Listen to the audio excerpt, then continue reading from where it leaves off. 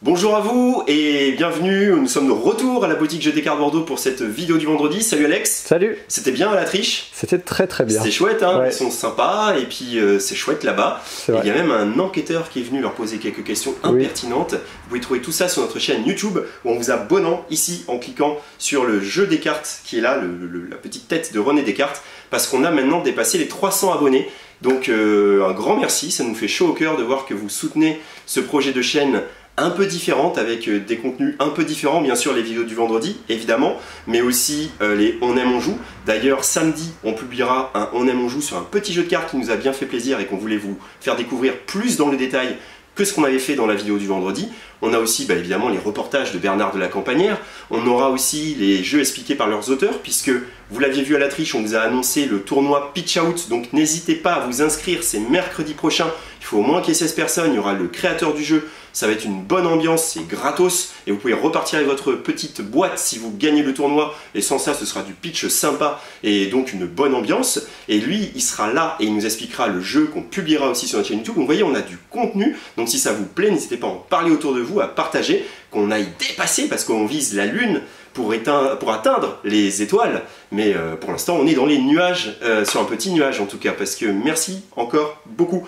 Donc cette vidéo du vendredi, le pitch est lancé, Alex tu es prêt, le canon est prêt. Oui. Ok, alors on commence, il y a quelques nouveautés, c'est pas non plus énorme, donc je pense que ça va être une vidéo courte, donc c'est parti avec Vintage. Vintage, on rentre dans le monde de la Chine, mais pas celle du coronavirus, celle des jolis petits objets qu'on se prend à envie de chiner. Vintage, ça va être des petites cartes, c'est un jeu de collection, c'est un jeu de Bruno Faiduti, c'est un jeu de collection et de majorité, avec des très jolies cartes. Là c'est la fête des pères, si vous voulez offrir un petit jeu à moins de 10 € qui va un peu rappeler des petites choses avec tous ces petits trucs en formica, toutes ces télés cathodiques, etc. Et ben le jeu ramène ça avec des très belles images et un univers très sympa.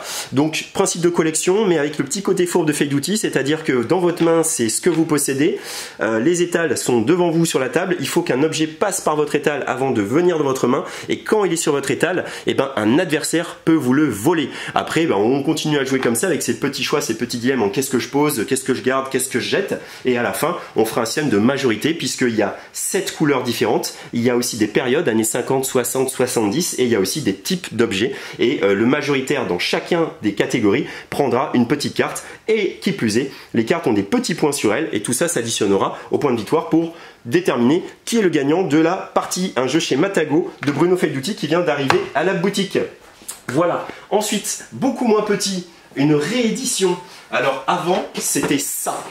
Ça s'appelait Endeavor, c'est un excellent jeu d'une simplicité extrême et d'une richesse absolue. Et maintenant, c'est ça. C'est Endeavor, l'âge de la voile. Donc là on vous montre la grosse boîte, mais on a évidemment toutes les extensions en édition très limitée. On n'a pas pu commander tout ce qu'on voulait, on a été limité par Abyss et Super Meeple certainement. Donc voilà, Endeavor, l'âge de la voile, que l'on doit au Super Meeple, qui est un grand jeu, un beau jeu, et pourtant très simple. Si vous aimez Adara, si vous avez aimé Tapestry, si vous aimez ce genre de petits jeux de développement très malin, et ben le premier à ma connaissance c'était lui, avec une piste, plusieurs pistes, 4 types de choses sur lesquelles vous allez évoluer votre pouvoir de construction, vos petits ouvriers, parce qu'il y a un petit jeu de pose d'ouvriers, et puis évidemment dans ce jeu là, et ben on avance comme dans Adara, on avance, et plus on avance sur une piste, plus on est fort dans cette piste, mais il faut trouver le bon équilibre pour avancer, assez pour pouvoir construire des bâtiments intéressants, mais assez pour pouvoir poser assez d'ouvriers, mais assez pour pouvoir récupérer ces ouvriers à la fin du tour, parce que si vous n'êtes pas assez évolué là-dedans, vos ouvriers restent bloqués sur les petits chemins,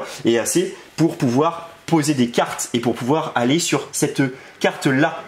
Ici, puisque nous avons, on va dire, l'Europe qui va être déterminée avec le central ici, puis sur les côtés, tous les autres continents. Les autres continents sont d'ailleurs fermés au début de la partie, et tout le but, ça va être de se poser sur les différentes capitales pour récolter des petits pions qui vous font également progresser sur votre piste de technologie. Donc voilà, Endeavor, c'est un jeu et qui pourtant est très simple, mais qui fait des grands nœuds au cerveau, où il y a une stratégie à prendre en main, il y a un tempo à maîtriser.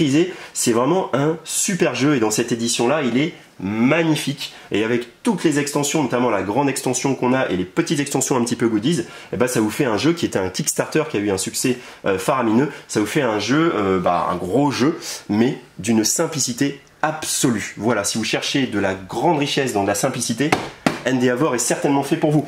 Hop, on va se tourner par là, Alex. Oui. Le grand frère, parce que le petit frère c'était lui pour une poignée de meeple. C'est ça.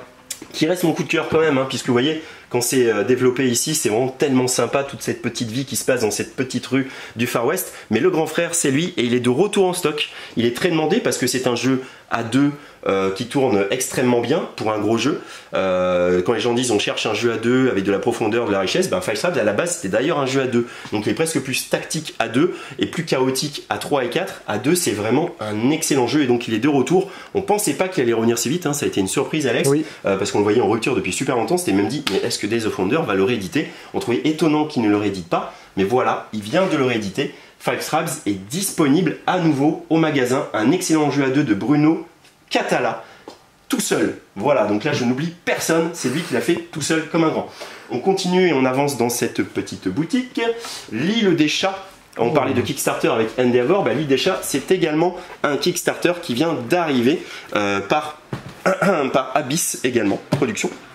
Alors voilà le travail, c'est un jeu on va dire type Tetris un petit peu avec du draft. C'est un jeu qui a plusieurs modes dont un mode très familial, un univers autour des chats, donc si vous aimez les chats, eh ben ce jeu est peut-être fait pour vous. Et puis c'est un jeu qui a eu beaucoup de succès dans le Kickstarter, voilà, donc il est arrivé au magasin, l'île des chats. Moi je suis pas super fan de la boîte, mais après tous les goûts sont dans la nature, évidemment. On continue, ah oui, The Crew, on vous l'annonce quand même, le jeu est en rupture chez Yellow, c'est un démarrage tonitruant pour ce jeu-là. Eh bien écoutez, il nous reste des boîtes parce qu'on avait un petit peu anticipé le coup, mais pas à ce point, c'est-à-dire qu'il ne reviendra qu'en août. Et donc là, c'est clair qu'on ne tiendra pas jusqu'en août. Mais pour l'instant, on en a. On va aller par ici du côté du domaine des jeux coopératifs. Et hop, on arrive sur la petite boîte parce que je vous l'avais dit quand j'étais revenu de Cannes, il y a pas mal de jeux comme ça qui sont des gros jeux qui vont avoir des versions un petit peu accélérées. Ça avait été le cas, pardonnez-moi, des Aventuriers du Rail qui avait reçu sa petite boîte Aventuriers du Rail New York et Aventuriers du Rail Londres.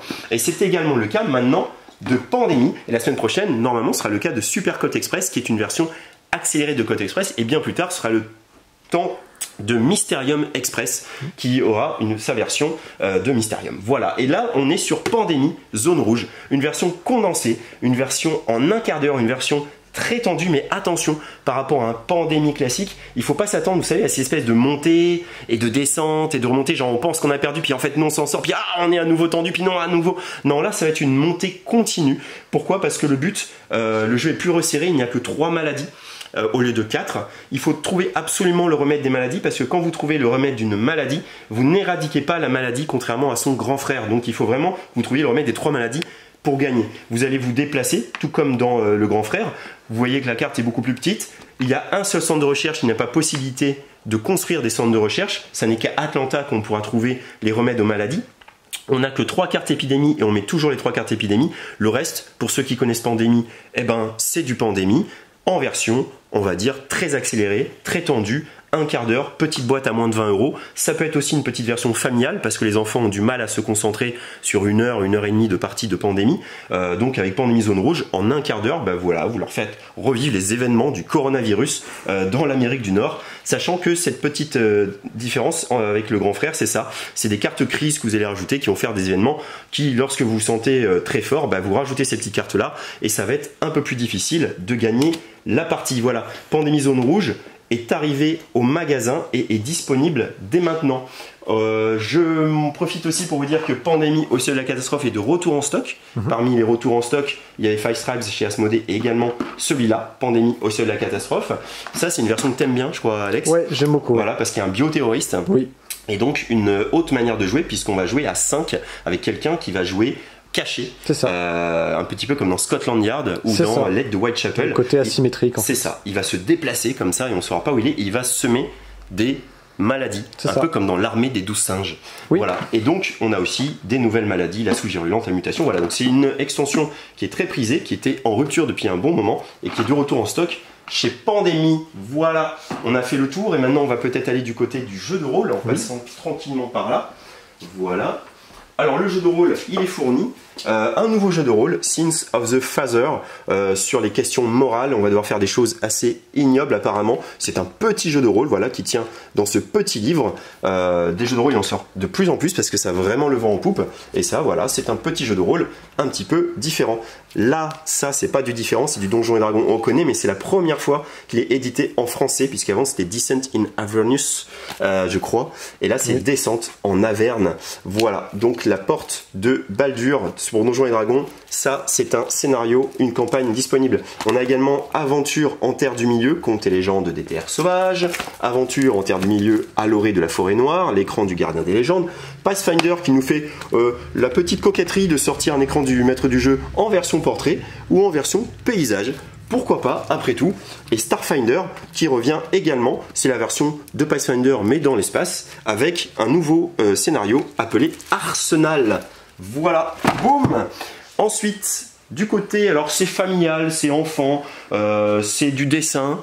En effet, c'est jouable avec la famille parce que c'est vraiment très joli. C'est inspiré de ce qu'on appelait le dessin mystère. Le dessin mystère, c'est ce que on reliait des traits, enfin des chiffres, hein, je crois Alex, hein, c'est ça, oui.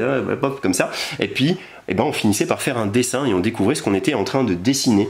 Ben là, c'est à peu près la même chose, sauf qu'avec un système un peu plus ludique. Hop, d'ailleurs, je l'ai pas mis en bon sens. Ah, mais c'est la boîte qui est mal foutue. Oui. Donc, les dessins qu'on va relier sont indiqués par ces cartes là, donc c'est un peu plus renouveau ludique. Cela dit, le principe ça va être la même chose, ça veut dire on va commencer un dessin et puis à un moment si on pense qu'on a trouvé son dessin, et ben on l'écrit et puis on retourne le sablier, puis les autres ils doivent continuer et après chacun révèle ce qu'il pensait avoir dessiné et si il a vraiment écrit ce qu'il était en train de dessiner, et ben il marque ses points. Évidemment, les dessins sont très sympas. On avait vu à Cannes, il y a des dessins pas franchement évidents, des choses on se dit mais qu'est-ce que je suis en train de dessiner. Voilà, Imagicien, wow, ça c'est pas pratique. Un joli petit univers comme ça chez Blam, c'est ceux qui avaient fait Chakra, c'est ceux qui ont fait Celestia. Voilà, c'est du familial, du joli jeu de dessin. Il y en a pas mal en ce moment avec le What's Missing, avec le Decalco. Et bah, c'en est un nouveau à rajouter sur la liste des jeux de dessin. Qu'est-ce qu'il nous reste à faire, Alex? Derrière le comptoir. Oh, déjà derrière le comptoir. Oui. Dis donc, qu'est-ce que ça va vite. Alors, derrière le comptoir, qu'est-ce qu'on a? Eh bien, on a du Star Wars. Et ça commence tout de suite avec ceci. Ceci, c'est le Story Cube. Vous connaissez peut-être Story Cube. C'est une petite boîte orange. Vous jetez les dés pour vous raconter des histoires. Ça fonctionne très bien avec les enfants. Eh bien, ils ont fait un spécial Star Wars avec... Ah, on voit rien du tout. Avec les dés issus de Star Wars. Donc si vous êtes un grand fan de Star Wars, un papa fan de Star Wars, une maman fan de Star Wars et que vous voulez raconter une histoire Star Wars à votre enfant, bam, vous jetez les dés et vous racontez votre histoire. Vous pouvez même inventer que Luke Skywalker n'est pas le père de... Ah, je ne spoilerai pas. Le fils de... Pardon. Star Wars est sorti. Pareil, Star Wars Légion. Il faut se dire que pendant le confinement, Star Wars Légion, ça a repris du galon, un truc de dingue. Déjà au niveau de la peinture et au niveau des achats de figurines, il y en a plein qui ont découvert ce jeu, qui ont pris le temps de le peindre et qui maintenant creusent les nouvelles sorties, qui tombent tout de suite en rupture. Et c'est le cas de ces sorties-là, puisqu'elles sont limitées un peu comme pour Marvel Champion. On n'a pas le droit d'en prendre plus que 6, donc on en prend 6. Donc ça, c'est Cassian Andor et son copain K250, ou 2SO, je ne sais pas. Et ça, c'est Iden Versio et EID10. Voilà, c'est un robot, évidemment. Évidemment, aussi des grosses boîtes pour faire de la déco. Voilà, ça, c'est les récurseurs vitales, les ressources décisives, pardon. Et ça, c'est le char d'assaut blindé de la Fédération du Commerce. Voilà, ça c'est Star Wars. Ensuite, eh ben, qu'est-ce qu'il y en a? Un peu de lecture, évidemment. Un peu de lecture avec Plateau, qui vient de sortir sur son nouveau magazine. Et Jeu de rôle aussi, qui vient de sortir son nouveau numéro pour l'été. Voilà. Donc, qu'est-ce qu'il me reste à vous parler de quoi? Eh ben oui, on a une exclue. Samedi. Samedi, on va vous vendre ça en quantité limitée parce que le jeu sort 3 juillet ou 4 juillet, je ne sais plus. Mais nous, avec l'accord de Edge, on a participé à l'exclusivité de vente avant-première de Keyforge. Donc on a reçu du mutation de masse, un petit peu de starter, un petit peu de deck. On vend 6 starters, on vend 24 decks en exclusivité. Et en plus, si vous achetez un starter ou 2 decks, on vous offre un deck l'âge de l'ascension. C'est la fête samedi, c'est à partir de 10 h, c'est en quantité limitée, donc si vous êtes intéressé, soyez là dès 10 h à l'ouverture. évidemment, ça nous fera un peu de monde parce que le samedi, il est plutôt tranquille, Alex, le samedi matin. Oui. On n'a jamais personne, mais là, peut-être qu'on aura les fans de Keyforge. Voilà, donc les prochains rendez-vous, eh bien, c'est samedi, évidemment, pour cette avant-première de Keyforge. C'est aussi samedi qu'arrivera sur notre chaîne YouTube le On aime on joue sur ce petit jeu de cartes qu'on aime beaucoup et qu'on veut vous faire découvrir. On aime on joue, c'est un petit format qu'on aime bien et qu'on va développer avec le montage d'Alex qui devient un pro du montage. Et on vous parlera très bientôt de ce jeu-là. Parks, c'est un vrai petit coup de cœur. C'est un jeu dont on va certainement entendre beaucoup parler. Ça sera édité chez Matago. On a un petit côté Wingspan pour le matériel, on a un univers de randonnée qui fait du bien, surtout quand on était confiné. Enfin moi quand j'étais confiné et que je jouais à ce jeu là, ça me faisait du bien de me balader dans les parcs américains. C'est très malin, c'est un jeu, plus on y joue, plus on voit la richesse du jeu. Donc ça clairement, il y aura un On aime on joue dessus. Alors abonnez-vous à la chaîne YouTube, venez nous retrouver au magasin et d'ici là, amusez-vous bien et à bientôt chez Jeux des Cartes Bordeaux.